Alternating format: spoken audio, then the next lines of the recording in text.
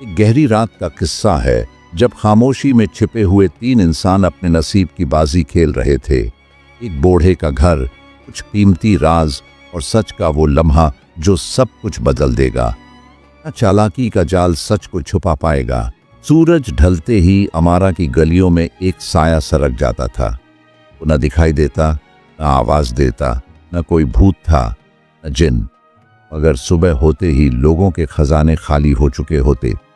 ये था शहरियार जिसके हाथों में जादू था, बल्कि एक ऐसा जादू कि जिसके हाथों में चमकती छुरी की जगह सिर्फ अक्ल थी।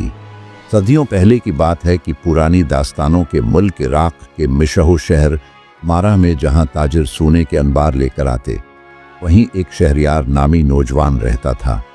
शहरियार एक बुरी लत का शिकार था। उसने चोरी चकारी को अपना पेशा बना लिया था, लिहाजा मेहनत मुशक्क़त उसे मुश्किल लगती और वो कोई काम धंधा करने के बजाय रातों की तारीकी में लोगों की दीवारें फलांग कर उनके घरों में घुस जाता और नक्कब लगाता। मगर शहरियार कोई आम चोर न था। वो जानता था कि किसी भी चोर का सबसे बड़ा हथियार अक्ल होती है, इसकी छुरी नहीं। इसलिए वो कभी पकड़ा नहीं गया। वो एक शातिर चोर था और चोरी के बाद अपने निशान बिल्कुल नहीं छोड़ता था। जिन घरों में भी उसे चोरी करनी होती, वो एक दिन पहले उनका जायजा लेता और तमाम मालूमात हासिल कर लेता। फिर उनके हालात व वाक़यात का जायजा लेने के बाद अगली रात को उनकी कमज़ोरियों का फ़ायदा उठाता और उनके घर में नक़ब लगाकर दाखिल हो जाता। एक दिन के वक्त वो एक खस्ता हाल मकान के सामने खड़ा उसका जायजा ले रहा था। काफ़ी देर बाद उसे उस घर में एक बूढ़े बाबा जी लाठी टेकते हुए बाहर निकलते नजर आए, जिसका मतलब था वो बाबा जी आंखों से नाबीना थे और नहीं देख सकते थे। ये मंजर देखकर उसके दिल में लालच ने अंगड़ाई ली। उसने खामोशी से आसपास का जायजा लिया और उस रात के लिए अपने इरादे बांध लिए कि अब क्या करना है। चनाचे जैसे ही रात की तारीकी फैली, उसने खामोशी का फ़ायदा उठाया और बग़ैर किसी आहट के बस्ती के इस खस्ता हाल मकान की दीवार फलांग कर अंदर दाखिल हो गया। उसने घर के बड़े कमरे को गौर से देखा। वहाँ जगह जगह कीमती सामान पड़ा था। ये देखकर उसके दिल में ख्याल आया कि अगर वो यह चोरी कामयाबी से कर ले तो अगले 2-3 साल तक उसे किसी और वारिदात की ज़रूरत नहीं पड़ेगी। जैसे वो दब्बे कदमों अंदर आया था, वैसे ही चुपके से वापस लौट गया। मगर घर पहुंचते ही उसके जहन में एक नई मुश्किल ने जन्म लिया। इतना सारा सामान वो अकेला कैसे ले जाएगा? उसे महसूस हुआ कि उसे किसी न किसी की मदद दरकार है। इसी वक्त उसे अपने उन दोस्तों का ख्याल आया जो बिल्कुल उसी की तरह गरीब और आवारा थे। वो लोग चोर तो नहीं थे, मगर उनका दिल भी किसी अच्छे काम में नहीं लगता था।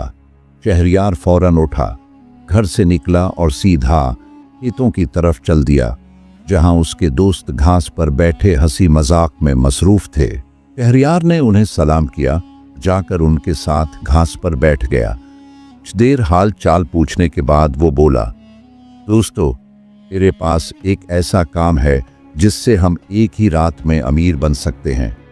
तुम लोग दिन भर यूं ही फारिग बैठे रहते हो, न कोई काम करते हो, न कमाने का सोचते हो।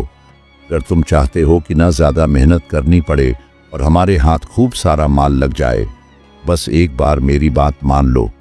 तुम वही करो जो मैं कहूँ, फिर देखना हमें रातों रात अमीर होने से कोई नहीं रोक सकता। शहरियार की बात सुनकर दोनों दोस्त दंग रह गए। वो सोच में पड़ गए कि आखिर ऐसा कौन सा काम हो सकता है जिससे वो इतनी जल्दी अमीर बन जाएं। दोनों ने एक ज़बान होकर पूछा, हमें करना क्या होगा? शहरियार ने हल्के लहजे में जवाब दिया, तुम दोनों को मेरे साथ एक घर में चोरी करनी होगी। ये सुनकर दोनों हैरान रह गए और उसे फौरन इनकार कर दिया।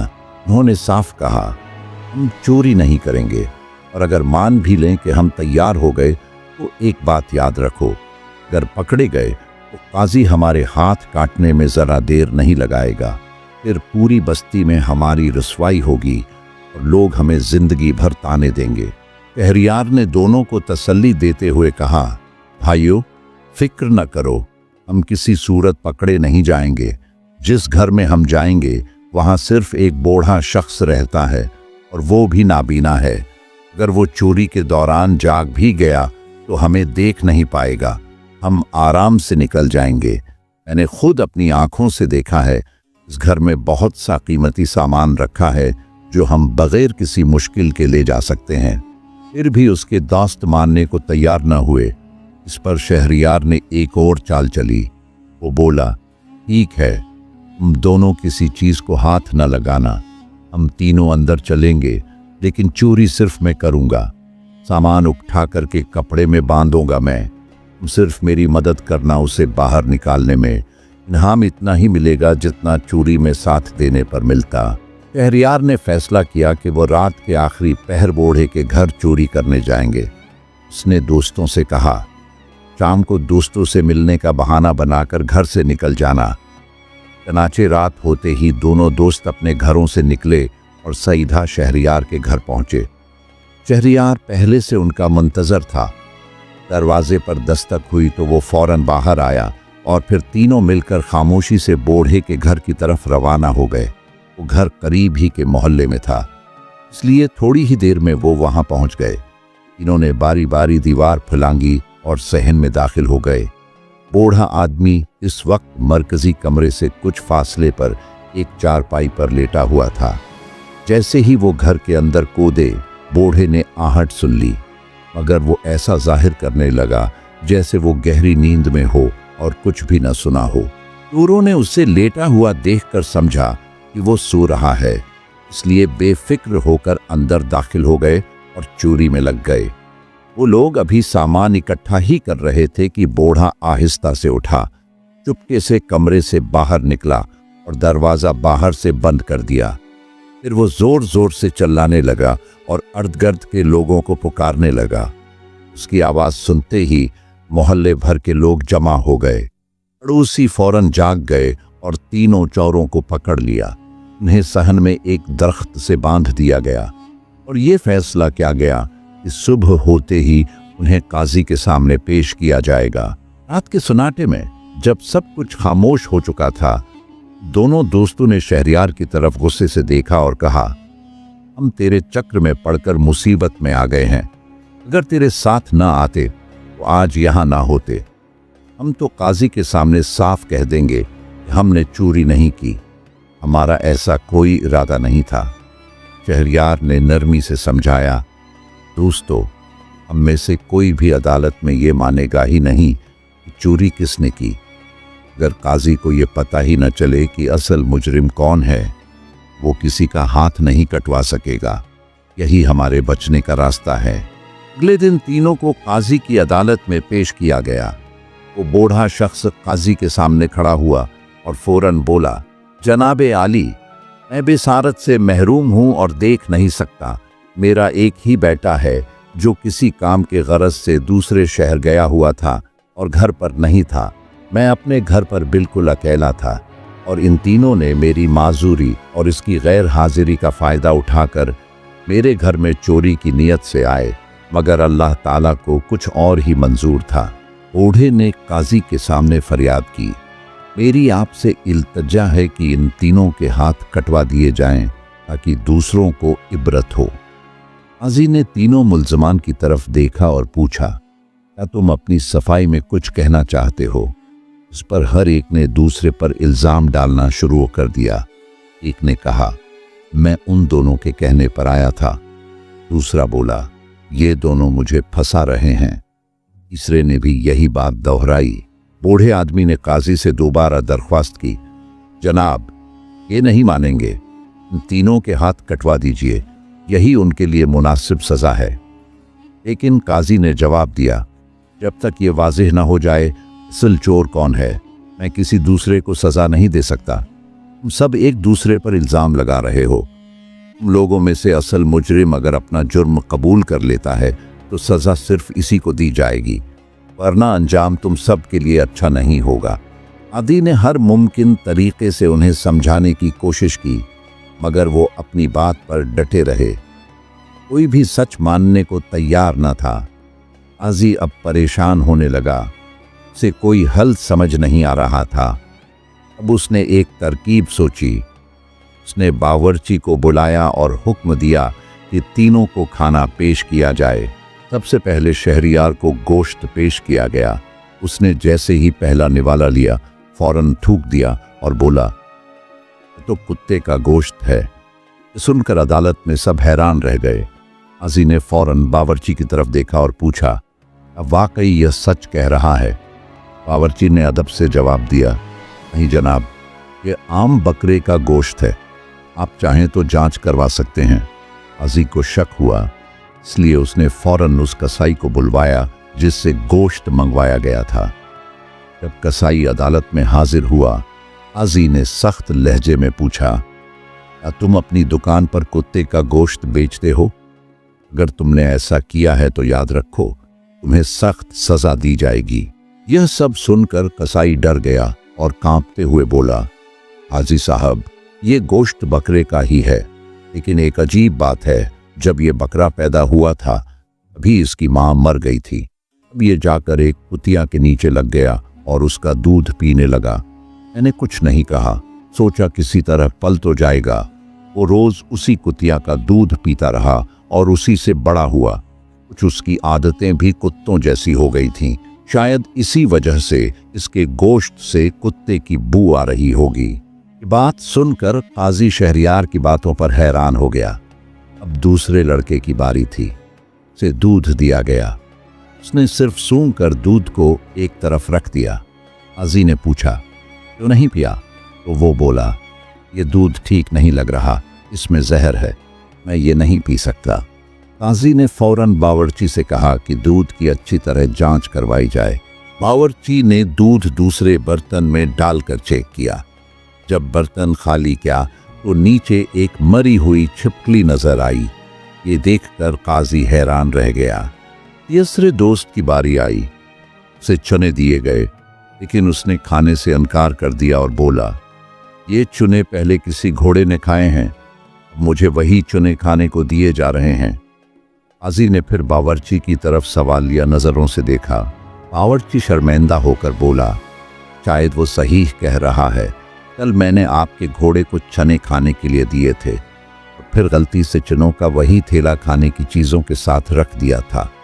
आज इसी थैले से चने निकाल कर खाने में डाल दिए, जिन्हें घोड़े ने पहले से मुंह लगा लिया था।